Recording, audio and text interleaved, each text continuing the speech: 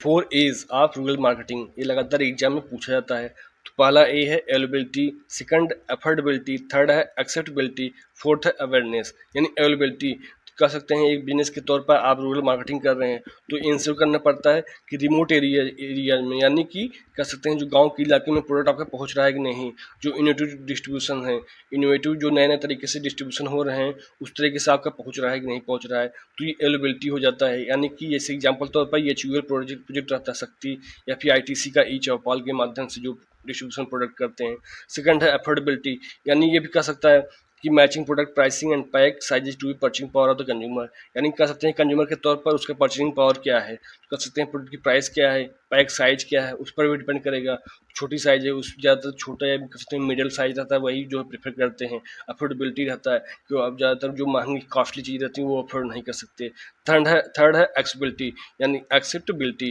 यानी designing product that fit the specific need and culture context of rural consumers. यानी कह सकते हैं ज़्यादातर जो है जो ट्रेडिशनल जो फैमिलियर है जो पहले से यूज होती आ रही है उसी प्रोडक्ट को, उसी कह सकते हैं गुड्स को यूज करते हैं और ज़्यादातर दूसरे पर शिफ्ट नहीं होते। तो इस तरीके से डिजाइन कीजिए बिजनेस के तौर पर जो उनकी कह सकते हैं जो स्पेसिफिक नीड है, उनके कह सकते हैं बेसिक नीड्स है वो फुलफिल कर पाए, उनके साथ मैच करे, उनके जो कल्चरल कंटेक्स्ट है उसके साथ मैच करे। जैसे एग्जांपल बहुत अच्छा एग्जांपल है नोकिया का ड्यूरेबल फ़ोन था, टॉर्च भी थी, तो गांव इलाकों में कह सकते हैं लाइट उतनी अच्छी नहीं रहती इलेक्ट्रिक सप्लाई, तो उस कारण टॉर्च जो है नोकिया के फ़ोन में टॉर्च भी अवेलेबल था, उस कारण जो है ये अच्छा अफोर्डेबल हो जाता था, एक्सेप्ट कर लेते थे वो आसानी से। उसके बाद फोर्थ अवेयरनेस है, यानी कह सकते हैं creating brand recognition using unconventional media like wall paintings, folk theatre, village fairs, haats कर सकते हैं, क्योंकि वहाँ पर बहुत ज़्यादा डिजिटल माध्यम नहीं है उस तरीके से एड्स बहुत ज़्यादा अभी भी टीवी यूज नहीं कर रहे हैं, टेलीविज़न नहीं है अच्छे तरीके से, इलेक्ट्रिक सप्लाई अच्छी नहीं है, तो इस कारण कर सकते हैं अगर ब्रांड की पहचान बनानी है तो आप जो है जो अनकन्वेंशनल मीडिया है, यानी जो पहले से चल